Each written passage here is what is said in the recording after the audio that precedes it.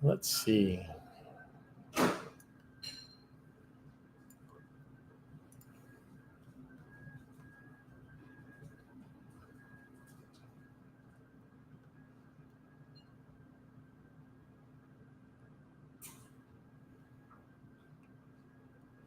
How do I go live on this now?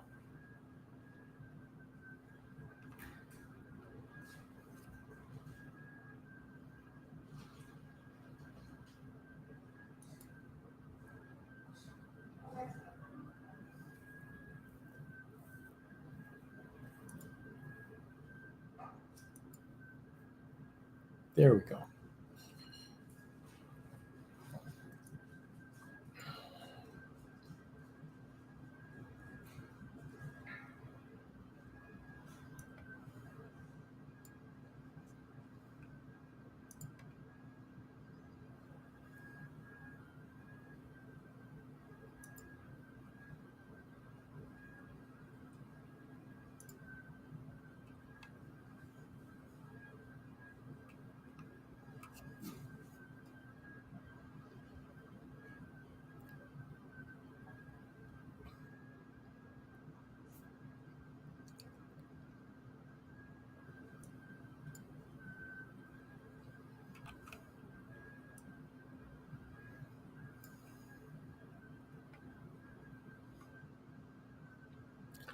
Oh my goodness, there's some people on there. So if you could just drop a note saying hi.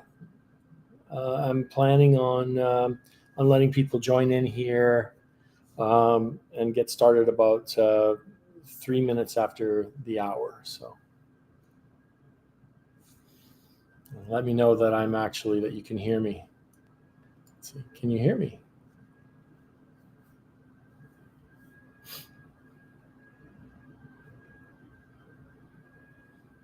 And just a note, there is a time delay of, I'm guessing, roughly 10 to 15 seconds between when I'm actually doing what I'm doing here and what you see.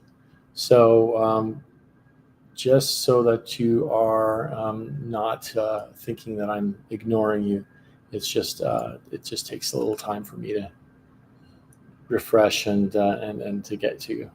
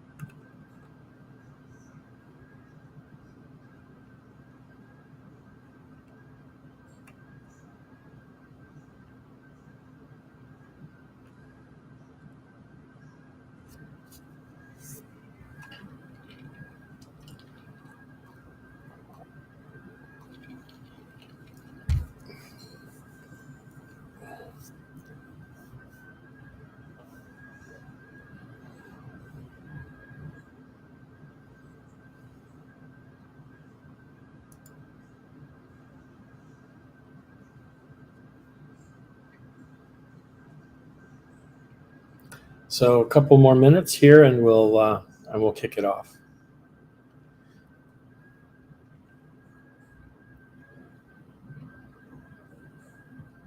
This is it's a very strange arrangement because it's not like Facebook where you have everything built into the environment. I actually have to use a streaming software, then connect up to LinkedIn, to my LinkedIn profile, and then essentially once it's authenticated, I can start stream in the Restream web software, and that then goes to LinkedIn, and that's, I think, where most of the delay is happening, is in the transfer. I doubt it's for any kind of censorship or anything, but you never know. So welcome, folks. I'm going to start regardless of how many people there are or are not in here, and people can get caught up. Thanks for joining on a Sunday evening. It's really nice to have everybody come online, and especially on the East Coast. It's or in I think Serge is here, and from the UK. And in the UK right now, I think it's like 11 o'clock at night. I could be wrong. But I wanted to thank you all for joining. Let's get going. So I'm a career and interview coach / mentor. And this is my presentation on how to prepare well for job interviews. Now, I'll introduce myself. I'm an accomplished technology leader. I've had the last 17 years I've spent as a technical program manager. My most recent role has been a staff engineering program manager and at a LiDAR company. And then I've also been a certified Scrum Master since 2006, 18 years. And prior to that, I was a software. My role was as a software developer. I worked at a game company called VR1 in Toronto, and then worked for Microsoft in the Visual Studio product for the Visual C++ team. I did not give up software engineering. I've always had my fingers in code reviews and architecture reviews, and even writing code where necessary. Done everything from C++, C#, Java, Python, Ruby, Kotlin, SQL, JavaScript, PHP, et cetera, whatever was needed. I was able to get myself up. The point is, during that time working for, because a lot of these the big companies had the expectation that even their program managers should have a technical background. So working at Google, at Amazon, Facebook, Microsoft, and Intel, I had to flex my technical skills. And during my time at all of these companies, I also interviewed people. I interviewed quite a few people, and was able to participate in decision making for hiring, as well as having interviewed 4 roles myself. So I'm coming here essentially going to be giving you a summary of the things that have made my endeavors successful, going and interviewing for some of the hardest places to be able to get into. And hopefully you'll be able to take some of these tips and translate it into success for yourself. Now, there's no guarantees, naturally. Everything is all on you, because you need to refine your presentation and sell yourself effectively in order to be considered to how to improve your odds at finding and getting that job.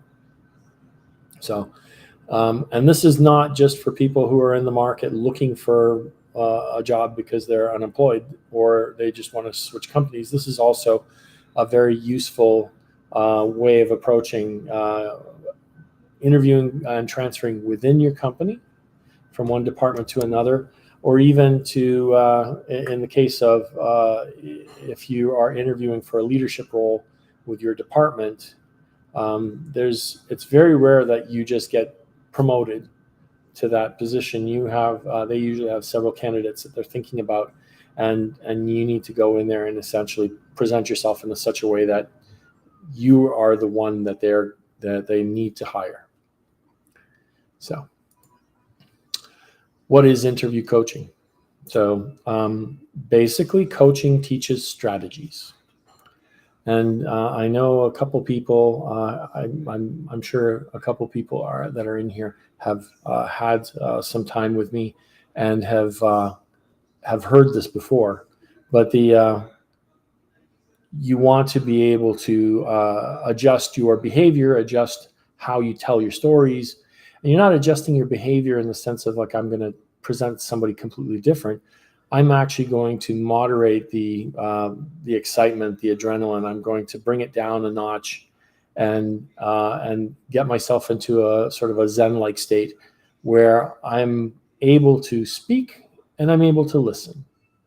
And I'm also not just listening to the interviewer, I'm listening to what I'm saying, so that I know I'm not going to be blabbing or saying something that will essentially put a negative mark on the interviewer's page. Again, so sports teams have coaches. They spend their time teaching specific strategies, plays and practice them. These are designed not only to counter the defensive plays designed to counter the opposition's offense, but they're also to give your own offense a chance at advantage when going up against the opponent's defense. These strategies don't guarantee a win. Obviously, if you watch the Super Bowl last week, or you watch any sports presentation, sports match, you can be perfect at execution on your plays, but if you don't score, or if you're not able to stop the opponent, they win. Interview coaching is similar, and that I would provide these strategies for you to be able to implement. And when you are using the strategies, it will improve how you're communicating with the interviewer. And the interviewer, you'll be bringing the interviewer onto your side. The interviewing candidates to fill a new role is a very, very expensive process. And so when you do get through some of these stages, especially if you get to the what they call the full panel loop, which is the day or the 2 days where you get to speak to 5 different people and you get asked about different sort of qualities, I guess you could say, leadership or ability to do the role-related knowledge, or cognitive ability, behavioral, situational questions. Once you get to that stage, you've already made it through like a pretty significant set of filters. The filters are designed to essentially minimize the number of people that they're going to be talking to. Even if it's a Zoom call, you are now taking an hour of 5 different people's time. And that is expensive. And then it's not just that hour, but it's also time for preparation. And then afterwards, a place like Google, you are writing up a review, which takes an hour or 2 and submitting it. Or like at Amazon, you're getting together with the other interviewers and you're spending the time, half hour to an hour, discussing your answers and being able to come to a consensus as if you're a strong hire, neutral, no hire, or strong, no hire. It happens. So what you really want to do is you want to be able to present yourself in an empathetic light, be well organized, and show that you're capable of handling that stress. Because in our normal careers, our normal day-to-day life, we are expected to be able to fix things as they appear. So you're going to find that I'm going to be repeating things a few times. The reason for that is that sociologists and psychologists have said that the average person needs to hear something 7 times in order for it to stick. So, I mean, I will debate that when it comes to names, because I'm terrible at remembering names. But everything else, I mean, there's certain things that that definitely take that much repetition. So my strategy for having you absorb what I'm saying here is I'm going to it's going to seem repetitive, but I'm going to have slides that are going to be presenting things, the same message in slightly different visual ways, visual cues. And that's intended so that it will stick, just like spaghetti. It will stick to the wall. So, and then what you'll find is, after you remember the 5 key points that I'm going to make here, later on, you're going to be you'll probably reflect back on some of the interview situations that you've been in, and you will try to assess it against these qualities that I've essentially given you, these strategies, and see where you could possibly improve your performance. Now, there's always a good chance that you've done everything according to the book, and I'm just explaining, I'm reinforcing something that you already knew. But there is always a good way. There's always self-reflection involved to find out where did we not make that connection with the people? Where did we not communicate our value to them and to the company, so that they would actually pick us over somebody else?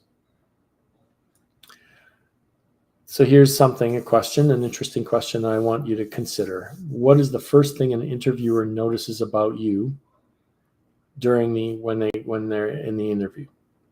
Okay, I want you to think about it.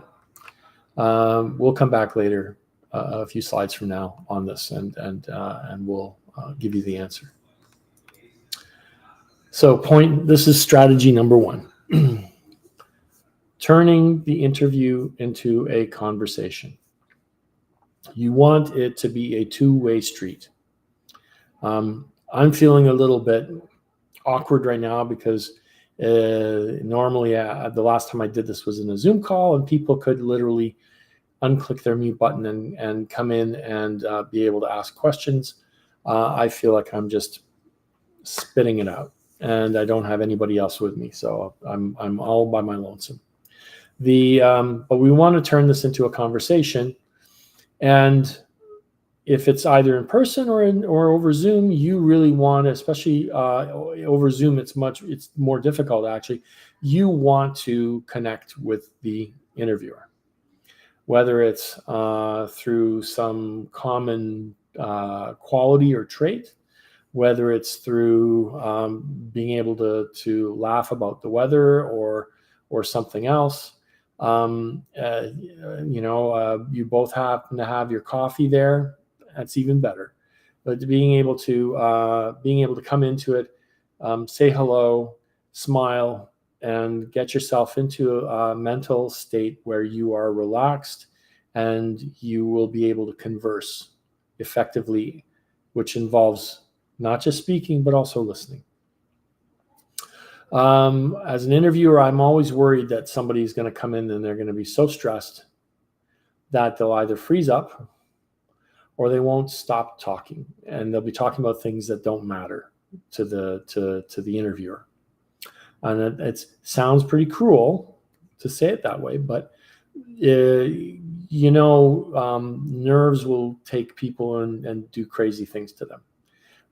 A friend of mine had interviewed a few years earlier than me to go and work at Google, and she was somebody who when she was preparing and when she went into the interview, she really wanted to demonstrate that she was Google material, and she was a little bit too assertive.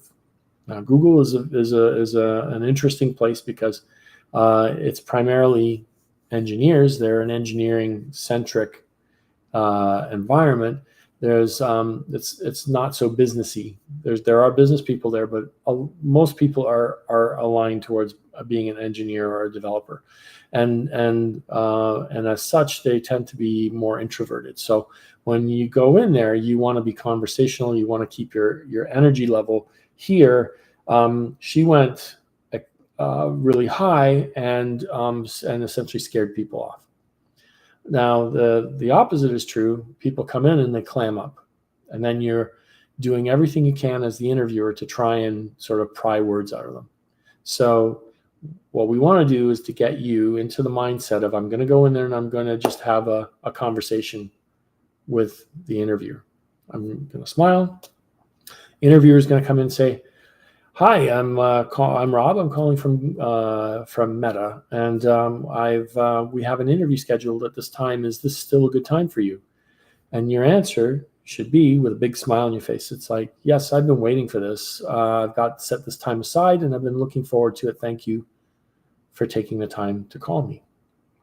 It sounds cheesy and maybe a little bit over rehearsed, but if you say it spontaneously, it will be genuine, because you have been looking forward to this. You're very excited to interview for this company, whoever it happens to be. And instead of being clamming up or going over the top, you're actually coming back with a friendly tone and a smile. And that immediately puts the interviewer at ease. The next thing, to be interesting and interested. So listen and don't speak nonsense. Don't go too far into casual conversation. It's still a business environment. So keep engaged and keep your wits about you, I guess you could say. Again, 100% engaged. Make sure you don't have any noise or distractions. No dogs barking in the background, no phones or anything buzzing. Sit up, not like what I'm doing right now, but sit up straight. And then when they ask a question, particularly if you're not sure of what they're asking, repeat it, but paraphrase it. Paraphrase it back to the interviewer and ask if this is indeed what you're asking for. And that kind of thing reflects very, very well on you. It also puts you at ease, because you're going to say, you're going to be thinking, did I hear that correctly? You're going to then paraphrase it and ask. It gives the interviewer a chance to say, yeah, that's exactly what I'm asking for. Thank you. Well, that's not quite, depending on how direct they are, they'll say, nope, that's not what I'm looking for. I'm looking for this. And they'll go in a little bit more explicitly into that. Both are really good. No matter what, you'll then be able to answer the right question and give the interviewer what they're looking for. I'm going to reiterate number 2. number 2. Turn the interview into conversation. So how and why do we do this? So it puts yourself and your interviewer into a good headspace, positive headspace. One of the best ways of being able to put yourself in the headspace before going into the interview is just to imagine yourself that this is essentially almost like a social meeting, that you're going for coffee with a colleague. There's some things you want to discuss, or they want to discuss, but it's not a formal, I'm in a meeting room and I'm expected to walk away with this agenda having been completed.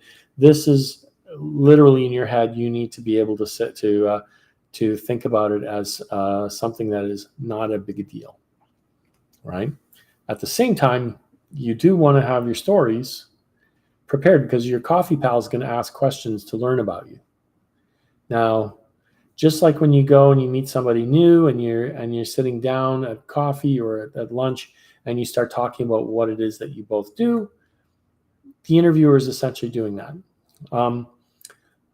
The interview process, as I mentioned before, I think I've mentioned here before, is that roughly 2.5 million people apply to a place like Google every year for jobs. And they only talk to some 10 or 15,000. And this is not me projecting. This is what I heard my first day at Google. They only talk to like 10 to 15, maybe 20,000 interview people a year.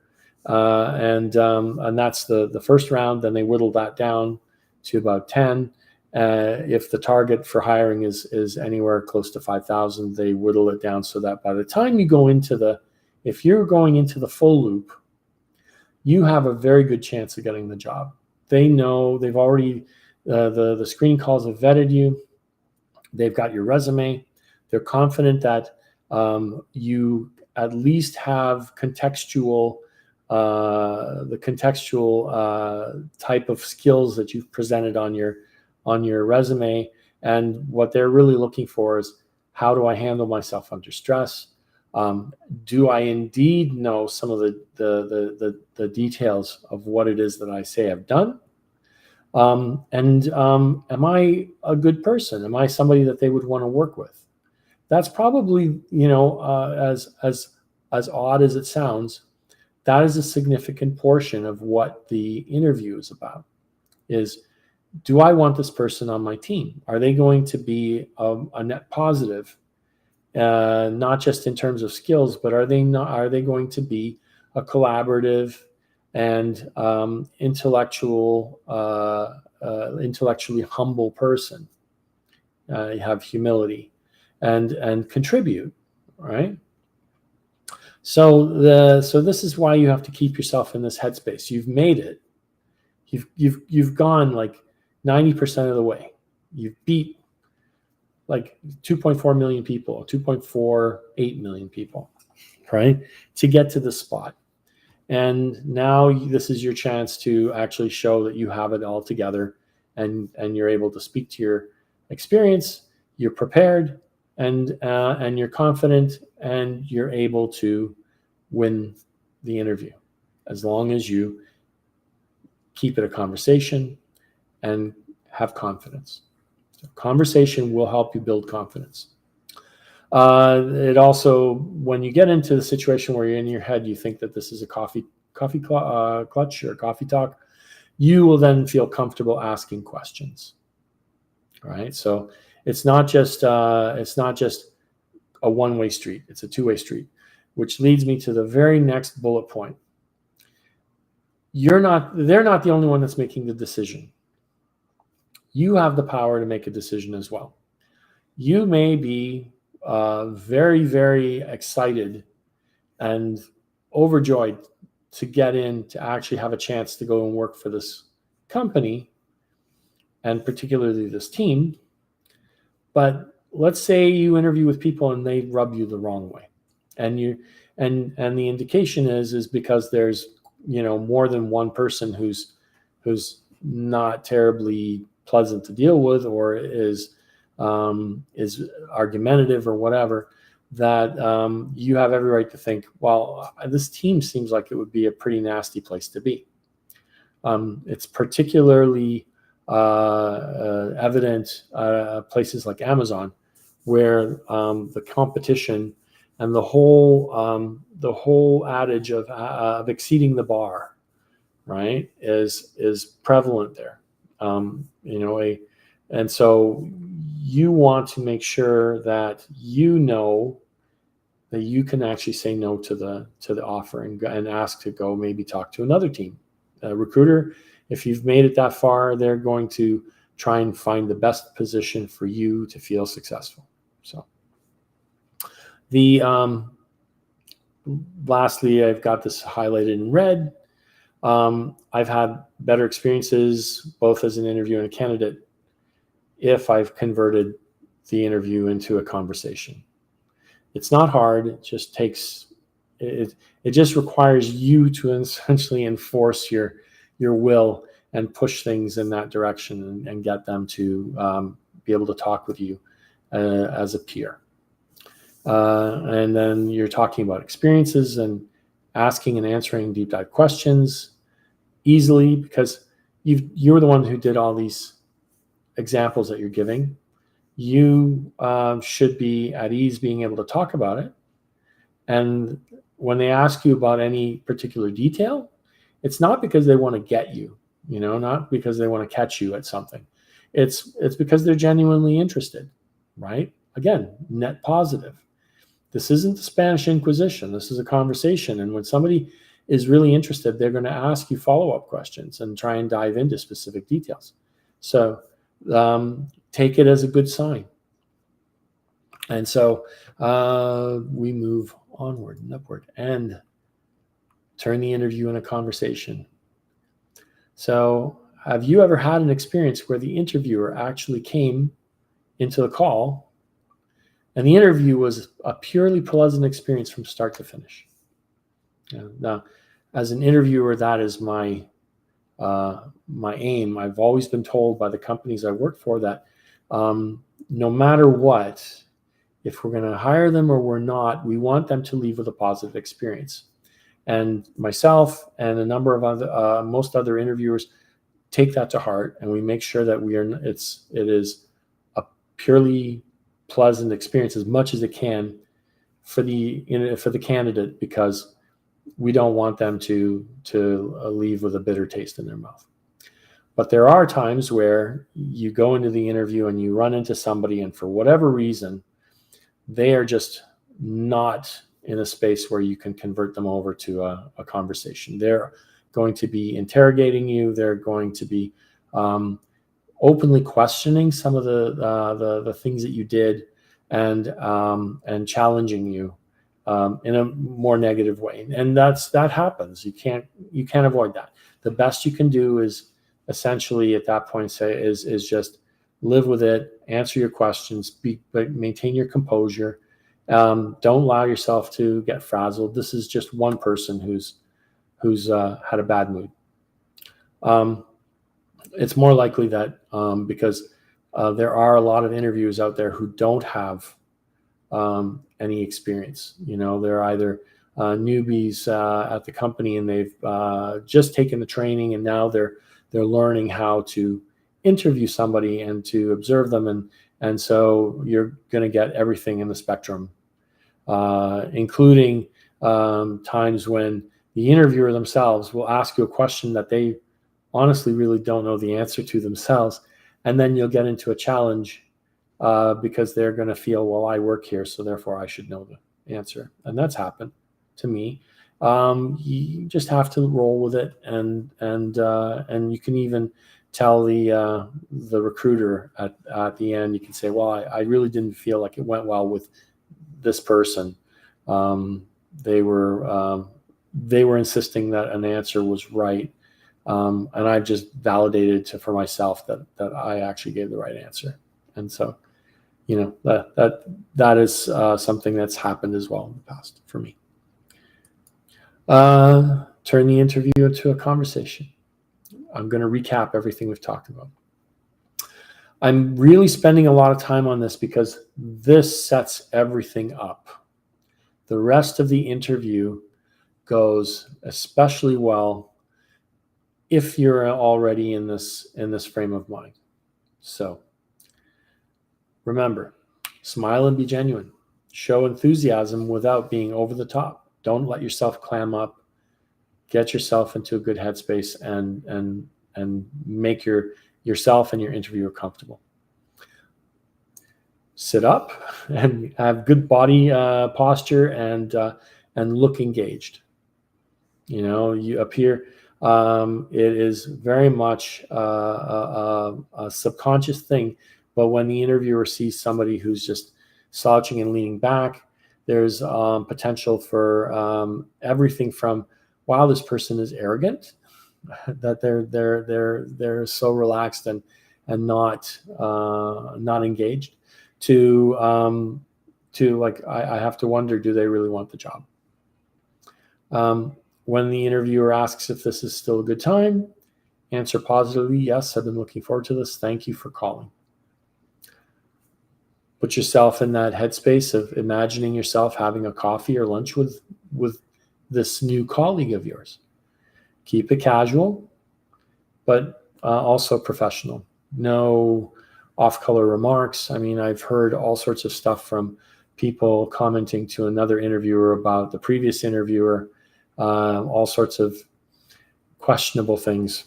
And so keep it professional. I trust that everybody here knows how to do that. Transparency. Whatever you do, if you don't know the answer to a question, just say, I don't know.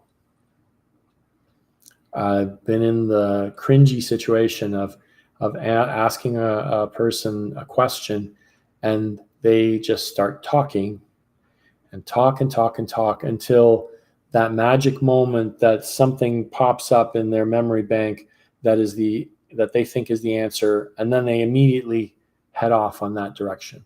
But the 30 seconds to 1 minute that happened before that are the most cringy, painful things that everybody's ever experienced. It is, if you don't know it, say you don't know it. If you're trying to remember, or you're trying to remember a situation where something happens, just say, can I take a moment to think about this, please?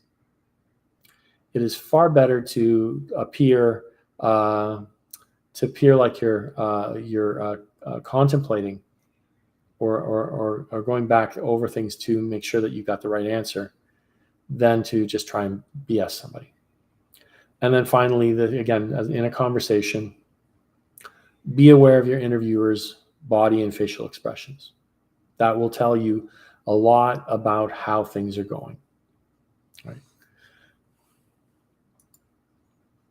Let's go back to this question. What's the first thing an interviewer notices about you during the interview? Well, I mean, we've talked an awful lot about it, and that's your confidence and enthusiasm.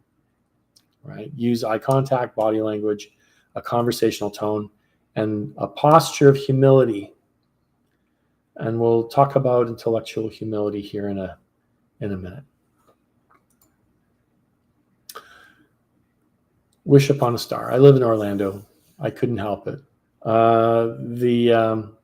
There's no better way to format your answers to these questions than to set it up in the STAR method: situation, tasks, actions, and results. It is something that Amazonians, the Amazon recruiters, have been reiterating and iterating to people, I'm guessing, for the last 20 years. Now, I interviewed with them in 2012, but I did well, except that I'd been at Intel only less than a year, even though Amazon was the one that was calling me and bugging me to come and join them. They said that it was too much like job hopping. But the recruiter at the time said, format your answers in the STAR method. And at the time, being younger and a little bit more, carefree and not so disciplined, I just said, yeah, right, okay. And I still managed because in my brain, I tend to organize things in that sort of manner anyways. And so telling those stories, subconsciously, I was able to do it.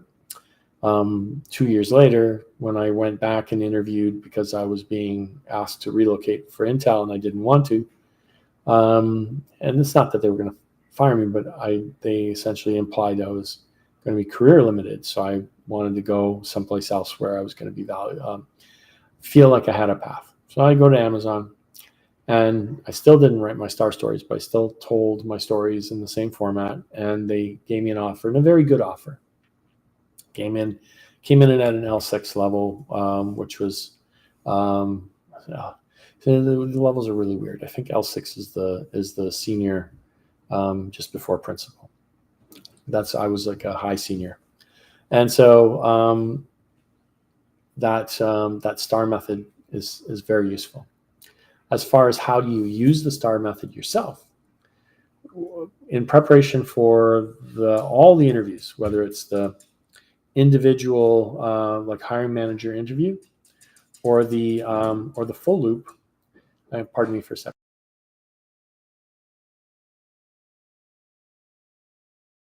Whether it's the hiring manager or the screening, like the phone screen interview, or if it's the full loops, you want to have had preparation done for all of the interviews. There's a grand total of 5 interviews. You'll have your screening interview, and then you'll have your 4. Sometimes there's a 5th interviews in the full panel. So you want to have enough stories that you can tell. At minimum, you want to think about having 2 stories per interviewer. Some of the interviews are deep dives into one situation, so you only need to prepare one, but get really deep on it. And then another interview, if you're in the technical side of things, is the system design. And so you're spending your time not telling a story, but you're solving a problem. But you want to pick out the 8 to 10 best examples of your work from your past. And then you set the context using the situation and tell the tasks that need to be completed successfully for that to be solved. And then spend most of your time on the actions that you did to achieve the result. And then the result. Use metrics in the result to really drive home how valuable your efforts were. We'll go in here again, repetition, situation, explain the situation so your interviewer understands the context of your example. They do not need to know every detail. If I'm allocated 10 minutes for this question, for this answer, 2 minutes should be spent maximum on setting up the situation. Then the tasks, those things that those milestones or those individual items that are required to remediate, to remedy, or to complete the situation, you spend a minute. You're going to talk about the tasks, the problems, and challenges you took the responsibility for completing to be able to achieve the goal. Next, you're going to spend, again, 60 to 70% of your time should be spent on the actions that you took. Whether you coded up a new set of libraries and APIs, whether you drove explicitly some major data mining endeavor to be able to build out a report, or whatever, anything that you've done that you did personally or that you drove to achieve the result is going to be detailed here. Don't forget, if you are in a management role, we are conditioned to use the word we. In an interview situation, I is the word that you use. I drove this. I executed on this. I delivered this. Right? I pushed the team to work extra hours to deliver on time. That's, those things are, you want to use the action words to show that you were responsible for the success. And then at the end, you want to talk about the positive outcomes. So as an example, like we completed integration of subsidiary 1 into the Amazon infrastructure, such that the company, or the subsidiary, was able to save roughly $2 million a year in net operational costs. Right? I used a number. I said it was operational savings, and I've given the result as to what was completed. You can say we were able to update the phone center, or the customer success software, meaning that we were able to save on average 20 minutes per call, which represented a 45% improvement in customer success efficiency. Percentages are not ideal, but they're pretty close. Percentages and money. You want to communicate that. Okay. This seems so simple. I know what it did to me when I was told to prepare these things, to prepare my stories as star stories. But yet, so many people have problems trying to get these things written and put together in this format. I'm actually coaching somebody right now who I'm helping them go through their old reviews that to pick out the specific items that they, the achievements that they had, the scenarios and things they delivered, and then percolate them down into a set of bullet points where we have 1 or 2 bullet points for the S, potentially 2 or 3 bullet points for the T, a series of anywhere up to 8 bullet points for the actions, and then 2 or 3 bullet points for results. So it seems, well, on the surface of it seems, oh, well, I can do that. But when you have to sit down and do the bullet points and do it in such a way as you think about them as cue cards. Now you can't see, I'm gonna see, I don't know if you're gonna get my audio anymore, but here, I'll move my window.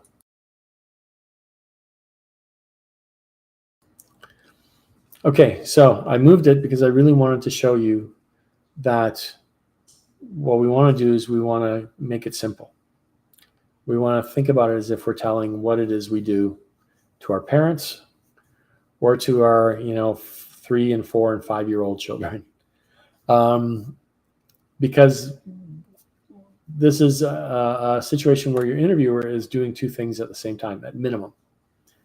Generally, they're taking notes as well as listening, and I definitely don't do that terribly well. I actually, in interviews, I wait. I will only take jot notes on a piece of paper during the interview so that I'm fully engaged with the person.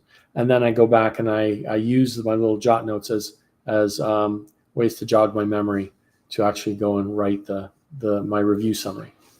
But others will be sitting and typing along with your responses, and you need to keep it simple, and you need to keep it along on a timeline, continually moving forward. Do not jump around in the continuum.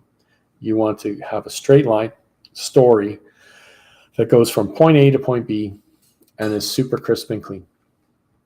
Additionally, like we've talked about now, how we travel horizontally, on the vertical scale, we want to keep it at the 10,000 foot level. If 100,000 feet is I see no detail whatsoever, if 100 feet is I see a ton of detail, more than I want to know, 10,000 feet is ideal for this. Let the interviewer drive the questions that dive deep into the specific items in your story they want to know more about. You dive in deep, you talk about it, you give them the answer, have the interaction there. As soon as they appear to be satisfied, or if they've said, well, thank you, okay, great, you jump back up to 10,000 feet and you continue on with your story. Right? Sometimes, like myself, I like to let the person finish the story before I go back and I dig in. Sometimes often the interviewer will stop you and want to dive in deep. It's different styles, but that's how it goes. Lastly, again, the reason why it's so important to keep things moving on a continuum going forward is just like you're going to tell a bedtime story to your child or to your nephew or niece or grandchild. If you start to jump around and they get a little confused, it essentially wakes them up. They're starting to ask questions. And the purpose of telling the bedtime story is no longer valid. You've just woken them up. You don't want to put your interviewer to sleep, but you want to make it super easy for the interviewer to be able to take the notes and walk away having understood the stories that you told them. If the interviewer can go away, naturally they'll paraphrase, but if they can go away and tell your story completely with the things that you highlighted as being important, then you've won. I'll say it again. If the interviewer walks away and is able to tell your story, even paraphrased, but calls out all the things, the actions that you have deemed to be important to the success of the situation and the results, you have won that interviewer. You've won that over. Okay? Very important. So, ask clarifying questions.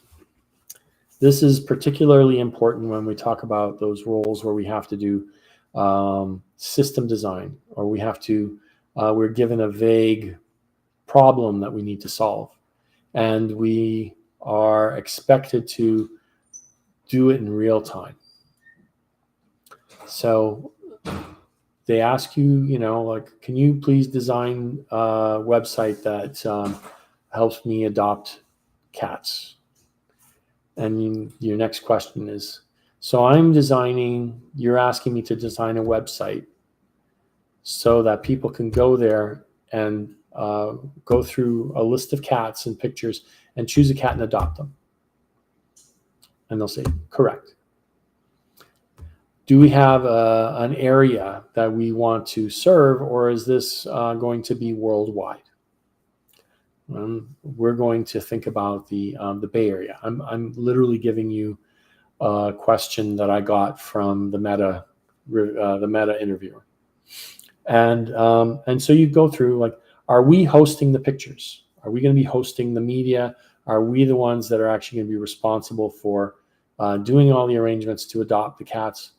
Or are we simply just a clearinghouse, or a place where we are aggregating data and putting it into a single page or a single site, and then when they click on adopt this cat, it takes them to the shelter or humane society that actually is hosting and taking care of the cat?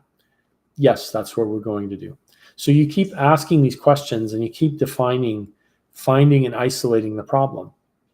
Similarly, like, so let's say if you don't understand a question the interviewer asked you, just, the way that they've phrased it or whatever, you're left trying to figure out yourself, what is it they're asking and what story should I tell them? Paraphrase and ask them if that's correct. Get them to provide a little more detail if possible. It's a conversation. It's a interaction. We talk back and forth. In my role as a technical program manager, if I'm going into a VP's office and they're asking me to start up a specific project and to build a project plan for it, and they just show me a back of napkin drawing and tell me, well, this is for kids, and it's my job then to ask all the relative questions. There's an amazing scene in a movie called The Hudsucker Proxy, where Tim Robbins is the patsy that's coming in to be the CEO, and Paul Newman is setting him up to be the fall guy, cause the stock to drop, and then they can all go in and buy all the stock back from the shareholders, and then put things right and make millions of dollars because they've just swindled their shareholders. And Tim Robbins has a back of napkin drawing. It's just a circle. He tells Paul Newman, I have an idea. It's going to be huge. And shows him this page with a circle on it. And Paul Newman is looking at him like, are you kidding me? Doesn't ask any clarifying questions. Just says, okay, kid, we'll put a team on it, and you can work on it right away. And so, little do we know, but Tim Robbins is going in the factory talking to designers and stuff, and he's come up with a concept for the hula hoop.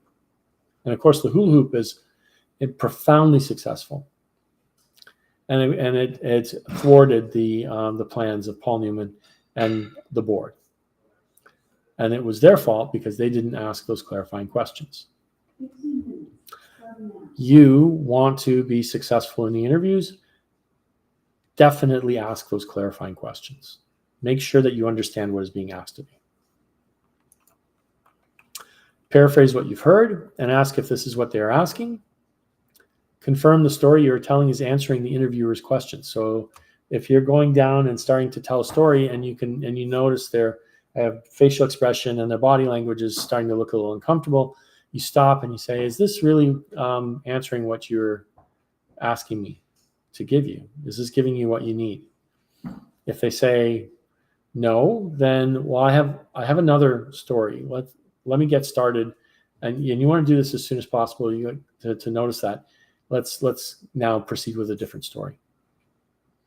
Tell your stories written using the STAR method as cue sheets. I advocate doing bullet points because you can isolate it down to the essence of what each of those actions and tasks and situation and results are. You do not write a narrative. Don't look like you're reading it off the page. Just keep it as cue cards in order to remind you to cover everything that you have deemed important prior to the interview. Intellectual humility. There it is again. Geez. There's always a better way than how you originally solved this problem. But in the situation that happened at the time, that was what you and potentially a team came up with as the best possible solution for the constraints that you were given.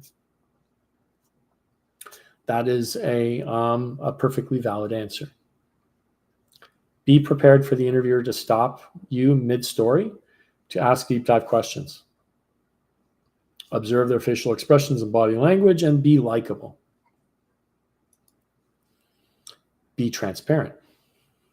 So don't BS, right? We've talked about it.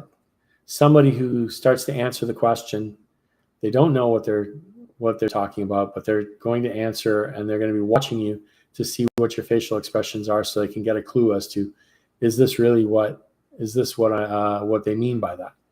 No, ask a clarifying question first.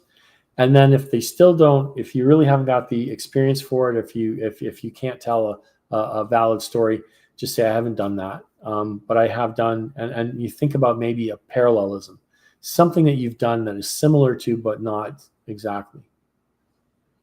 That is always a much better path. It's part of intellectual humility to show that you're capable of seeing and stating where you don't have that experience, where you don't have that knowledge. Again, that's what I said. If you haven't done it, say it. Say that you haven't done it.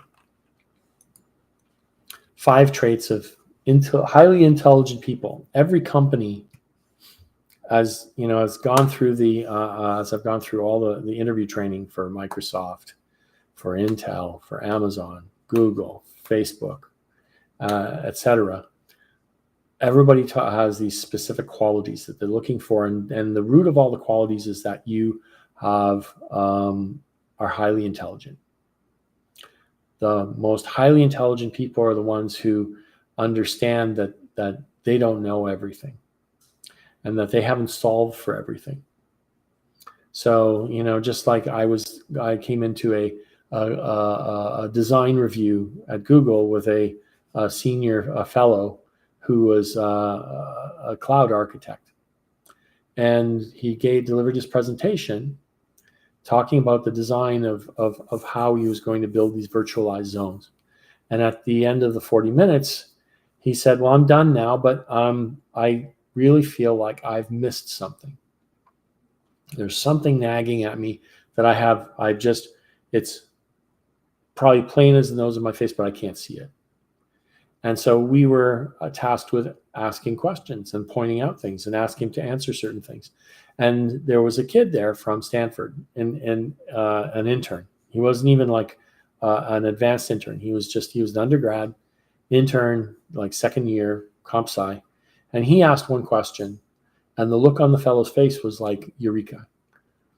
And if you're able to do that was one of those pivotal moments for me, that this guy who's respected in the industry is asking anybody to come in and poke a hole in their solution and be able to help to find the problem before we start implementing and rolling it out and then running into issues. That was something that it opened my eyes. You intellectually know that this is the right thing to do, but it still opened my eyes at the time as to how powerful intellectual humility is. Obvious signs and observations are a valid data point. They're always analyzing their own solutions, going back and reviewing, and especially their thought process. Trying to determine, is there a way that I can make my skill set stronger? They're intensely curious. They're not happy just to be able to come up with a solution for this one problem that fixes the symptom. They're the ones who will continue diving until they find the root cause. And then finally, this is something that that is immediately noticeable with somebody, is they're able to take a complex problem and see it as a collection of simple problems. So there's a principle, the Pareto principle, where 80% of the issues are caused by 20% of the code, or 20% of the causes. And if you're able to take that problem and break it down and isolate it to several small problems, and then solve for each of the several small problems, there's a high likelihood that you're going to solve one or two of these problems, and it will take care of the majority of the 80% that you've encountered. And that is a very valuable trait for just about any industry, any company. They'll bend over backwards for a person like that. Now, I've said, like, if you work with me, we'll work on getting you into that mindset. But of course, it's an adjustment in how you view things. So be aware that that's something that's some people take a long time to accomplish. Finally, because we're getting close to the end of our session, and I'm sorry this is going a little long, but the fable, do you have any questions for me, from the interviewer? So do not go into any interview, even with a recruiter, unless you've looked up the company, looked up the team, the role that you're interviewing, that they're presenting to interview for, and potentially even the team that they've said that they're going to put you with.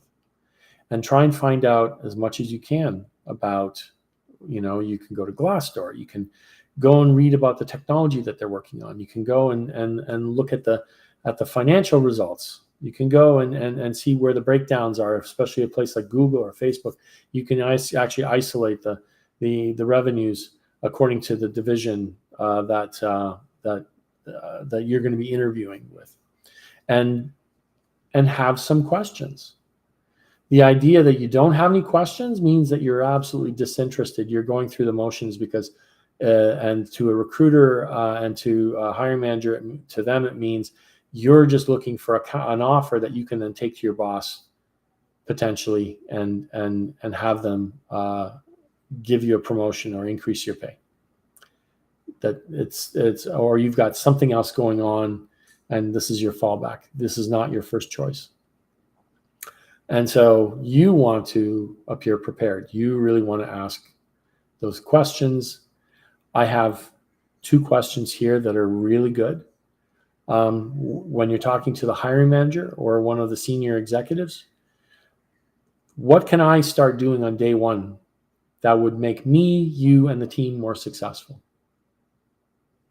That immediately makes the person in charge sit up, because they recognize that this is somebody who's a team player. And for you, it provides you with what is the most burning problem that they're trying to solve. Because you wouldn't be getting interviews for this role. No, they wouldn't be searching around spending that much money on interviewing people if there wasn't some burning problem that needed to be solved. And if they tell you what it is and it doesn't seem interesting to you, and let's say you just happen to have a job that you're not terribly anxious to leave, as soon as they tell you what the problem is and what you're expected to do, and if it doesn't appeal to you, you can always say no. That's, again, the power of no.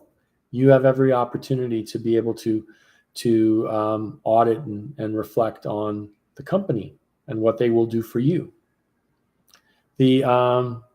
For peers and for people from other departments, I always ask this question. It's like, what do you most like about working here? It's a fluffy question. Nobody's going to say anything totally negative about what they're doing there. It's pretty rare. Part two is, if there was one thing you could change, what would that be? That's where you get the money answer. That will tell you the culture. That will tell you, because the thing I'm going to start doing on day one is going to be the task or the assignment or the deliverable that is most crucial. The what would you most like to change question is, how do I like working here? Like, what are the things that drive me crazy? And if you're in some sort of position of direct or indirect management, that's the opportunity you have to make an impact on the team, if you find that you want to stay in this role and pursue it. When I went to Google, I made the mistake of picking the wrong team to go to, and it was a very difficult time. So now I'm very much aware of the power of no. I'm going to be following my own advice on that. With the interviews, they know nothing about salary. They know nothing about benefits. They know nothing about what level. They probably don't even know, many of them don't even know about the team or the job that you're interviewing for, because they're coming from parallel teams and they're part of an interview pool. So don't necessarily ask them. You can ask the hiring manager, because you're going to be reporting to them. You can ask them about the challenges and about the team and how they grade people, and et cetera, et cetera. But everybody else in the interview loop, stay away from the salary, benefits, and et cetera. Even the hiring manager doesn't have anything to do with salary and benefits. That's recruiter questions. So now's the time where I get to tell you about my services. So this is a very soft sell. My clients come in usually feeling like they're stuck. They've gone through several interviews, and they've achieved a measure of success because they made it to a specific point in the process, and then they either get ghosted or they get a negative response. And so, or even worse, they go to the recruiter and they don't get past that. So what I represent is somebody that you can come and you're going to talk to me. We're going to talk about how you approach things. Oftentimes, if you don't have a specific thing that that you've done that is put the kibosh on progress, we'll actually go through a mock interview, and I will come back and tell you what it is that I noticed that has probably limited you.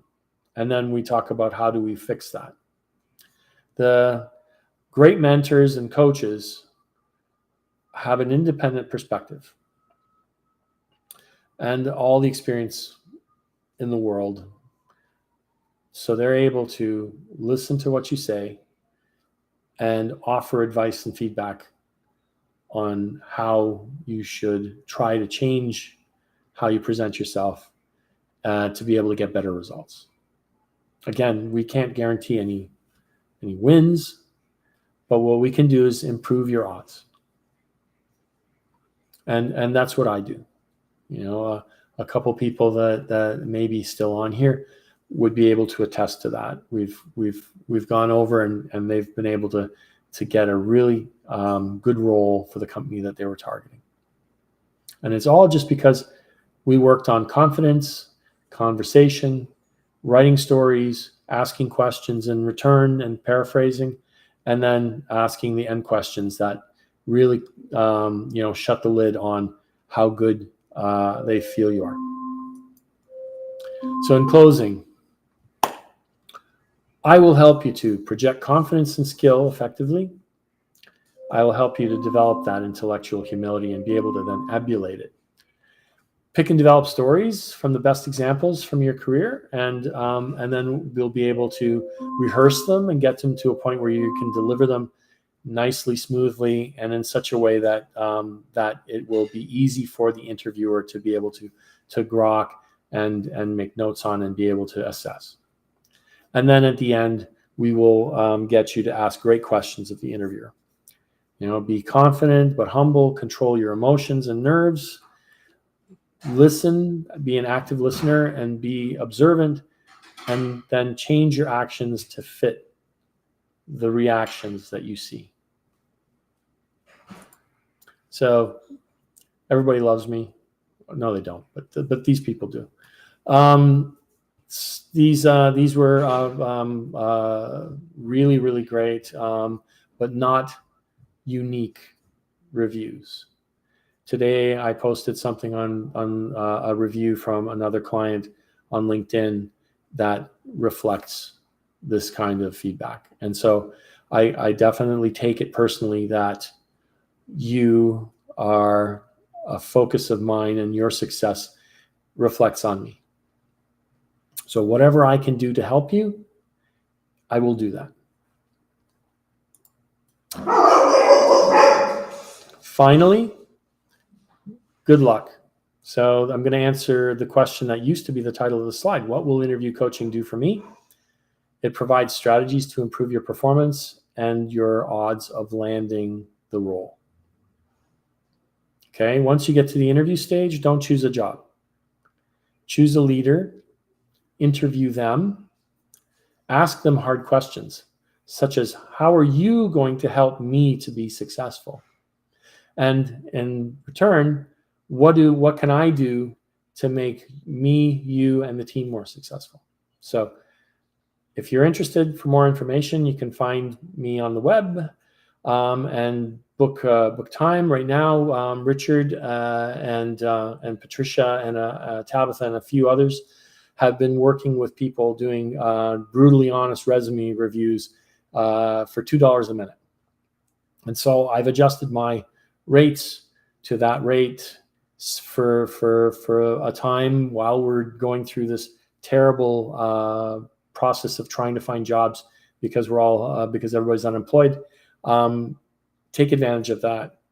The rates are great. I'm cheaper than just about anybody out there. There's people on LinkedIn who are trying to sell their services for like group services for $3,000 and one-on-one coaching services for $10,000. And they will work with you until you get a job. And they admitted that like one person, it took them 13 months after they joined to find their next job. And meanwhile, they've paid $10,000 for that service. Might be a great value for the amount of time, but it did not get the result that they were looking for. I'm going to get you to a point where you can go in confidently and present yourself in such a way that you're going to score very high on the interviewer's range, and you will improve your chances at being given the offer. So thanks very much for sticking around. One person dropped off.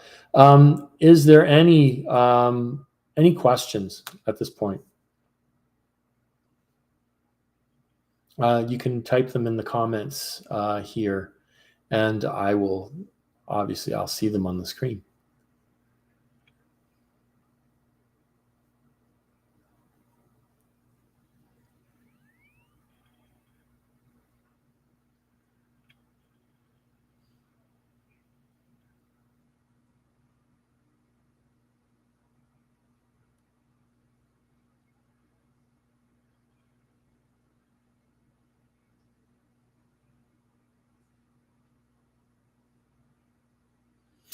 Okay, well, if there are no questions, I'm giving it a little time here because of the delay. But if there are no questions, thank you very much for joining me, and I wish you the best. Take these hints and tips and do with them what you may. And if you need to help to go over any of this stuff and to refine things, then you know where to find me, because you found me on LinkedIn and you joined as a result of my posts. So you can always reach out there, or you can go to the links that I've provided and have been put in my profile in several places. So thanks very much, everyone. Have a great evening. Have a good Sunday. Happy President's Day, and please leave kind remarks for me about the presentation. Much appreciated. Thank you, and good night.